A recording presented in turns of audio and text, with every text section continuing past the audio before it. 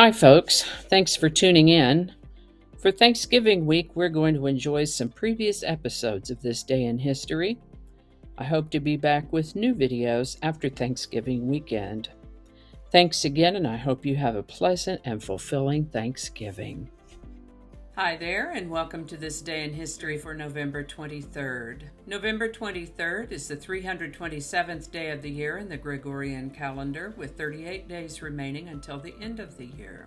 And now we're going to go all the way back to the year 534 BC, when Thespis of Icaria became the first recorded actor to portray a character on stage. Thespis also invented theatrical touring. He would tour various cities while carrying his costumes, masks, and other props in a horse-drawn wagon. So this suggests that Thespis invented acting in the Western world, and that prior to his performances, no one had ever assumed the resemblance of another person for the purpose of storytelling. But actually, Thespis is the first known actor in written plays. Because of this, we think he may have had a substantial role in changing the way stories were told, thereby inventing theater as we know it today. I imagine it seems rather obvious, but this is where we get the word thespians. Actors in the English-speaking part of the world are referred to as thespians, which always reminds me of John Lovett's Compulsive Liar skits. I'm a thespian. 1499, Flemish impostor executed in London. Perkin Warbeck, who invaded England in 1497, claimed to be the lost son of King Edward IV, but he was hanged for allegedly trying to escape from the Tower of London. Believed to be a native of Tournai in Belgium, Warbeck went to Ireland in 1491 and claimed that he was Richard, Duke of York, second son of Edward IV. Richard and his elder brother were presumed murdered in the Tower of London by their uncle King Richard III in 1483. Warbeck found support from the enemies of King Henry VIII, the first Tudor king of England, and in 1497, with King Henry's larger army, he fled, but was captured and imprisoned. In November of 1499, he was executed. Now here's the thing.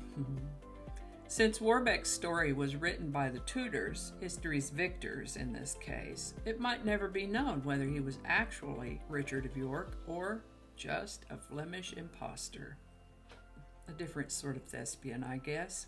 And here's an interesting entry. In 1644, John Milton published a pamphlet called Areopagitica.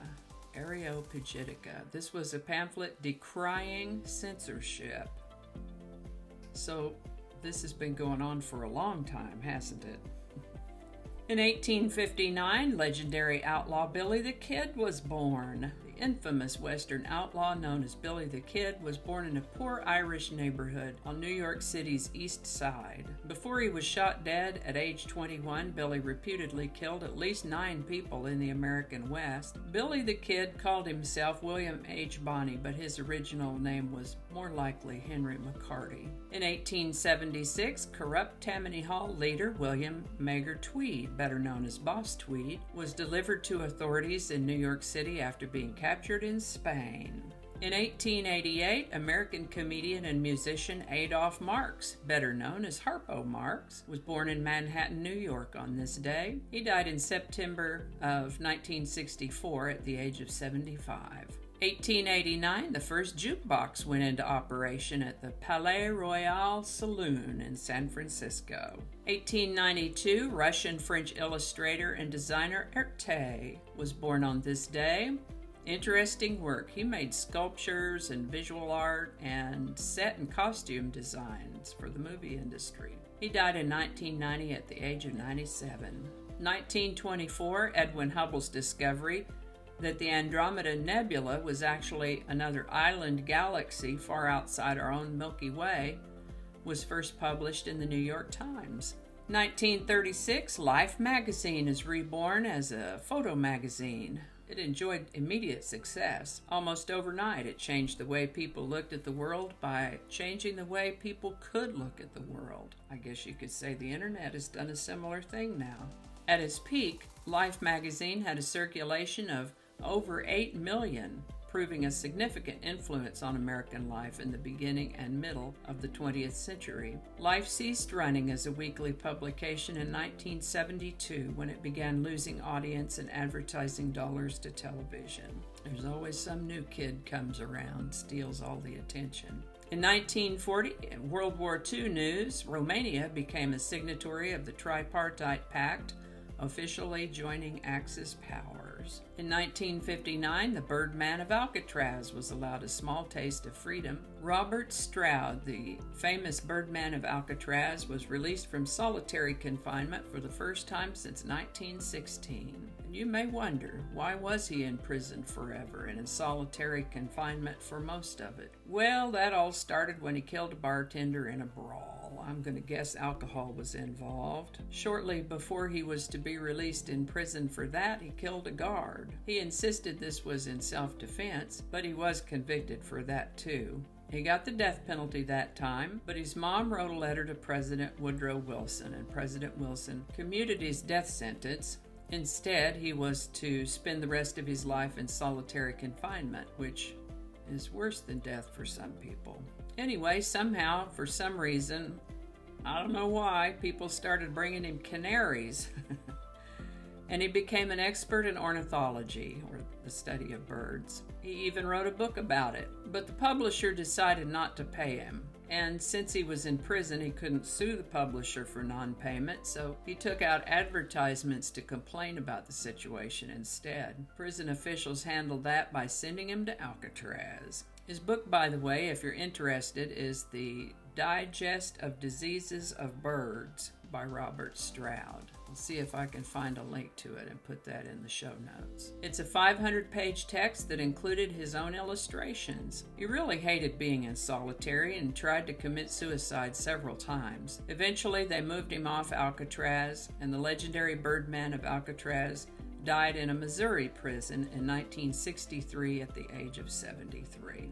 Speaking of 1963, on November 23, 1963, the BBC broadcast the first episode of a show called An Unearthly Child, which was the first story from the first series of Doctor Who, which is now the world's longest-running science fiction drama. In 1979, an IRA member was sentenced for Mountbatten's assassination. Thomas McMahon, a member of the Irish Republican Army, IRA, was sentenced to life imprisonment for the preparing and planting of the bomb that killed Lord Louis Mountbatten and 3 others 3 months previously. You might remember when we spoke of the marriage of Princess Elizabeth to Philip Mountbatten. So yes, it's those Mountbattens. I mean, it's an unusual name. There's not that many of them around, and they're all related.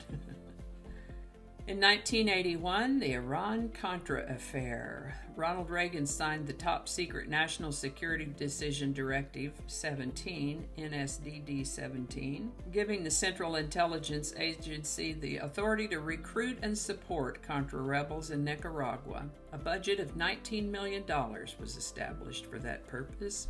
In 1992, the first smartphone. The IBM Simon was introduced at Comdex in Las Vegas, Nevada. 2012, American actor, director, and producer Larry Hagman died on this date in 2012. And golly, wasn't it just the other day we were talking about how everybody tuned in to watch the TV show Dallas and see who shot JR? Well, it was Larry Hagman who played JR. I didn't know until I did today's research that he was born right here in Fort Worth. He was 81 when he passed. In 2016, American baseball player Ralph Brackett died on this date at the age of 90. And I think that's going to do it for us today. As always, links to my research are included in the show notes. Thank you so much for watching. Give it a like if you enjoyed this video. Consider subscribing if you haven't already. And feel free to share this video. Thanks again, and I'll see you next time. One more time. Annie hears me talking. She's got to come see what's going on.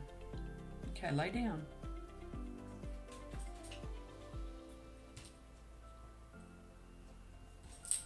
That's a good girl. Good girl. Let's do that one again. Blah, blah, blah. Coffee mug. It's late enough in the day that we're off coffee and on fizzy water. Just read the words. Just read the words.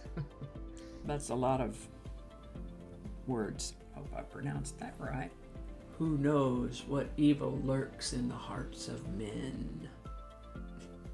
She's not a man. Sure would be nice if I could ever read one of these in its entirety without having to start anything over. That would be awesome.